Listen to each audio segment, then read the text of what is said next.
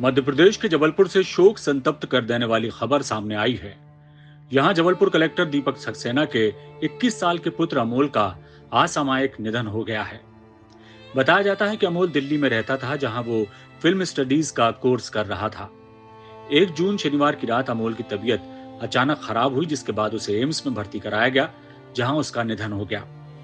बताया जाता है कि हीट वेव की चपेट में आने से अमोल की तबीयत खराब हुई और वो असमय ही काल के गाल में समा गया। हमारी ईश्वर से प्रार्थना है कि वह अमोल की आत्मा को अपने श्री चरणों में स्थान दे और उसके परिवार को इस वज्रपात को सहन करने की ताकत। मालूम हो कि इस वक्त पूरा देश हीट वेव की चपेट में है। पारा आसमान छू रहा है और लोग बेहाल हैं।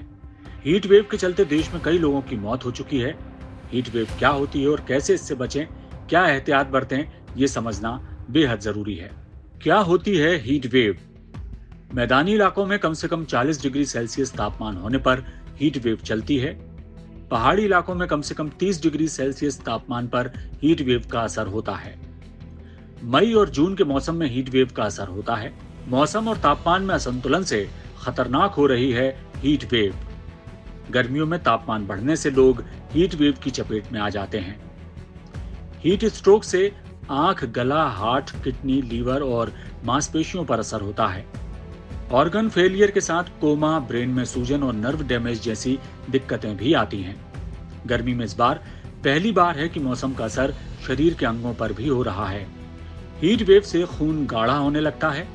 खून गाढ़ा होने से ब्रेन हेमरेज और हार्ट अटैक की आशंका बढ़ जाती है। हीट वेव से हीट क्रैम्प्स का खतरा भी बढ़ जाता है, यानी पेट में मरोड़ होने लगती है। हीट वेव से हार्ट की पंपिंग रुकने लगती है, बेहोशी और तनाव होने लगता है। हीट वेव से बचने के उपाय। हीट वेव से बचने के लिए खूब सारा पानी पिएं, सूरज की सीधी रोशनी से बचें, हल्के और सूती कपड़े पहनें, ठंडे फूड्स का सेवन करें, ओआरएस का घोल पीते रहें, ठंडी जगह पर रहें। धूप में घर से बाहर निकलें तो सिर और मुंह को ढांक कर निकलें।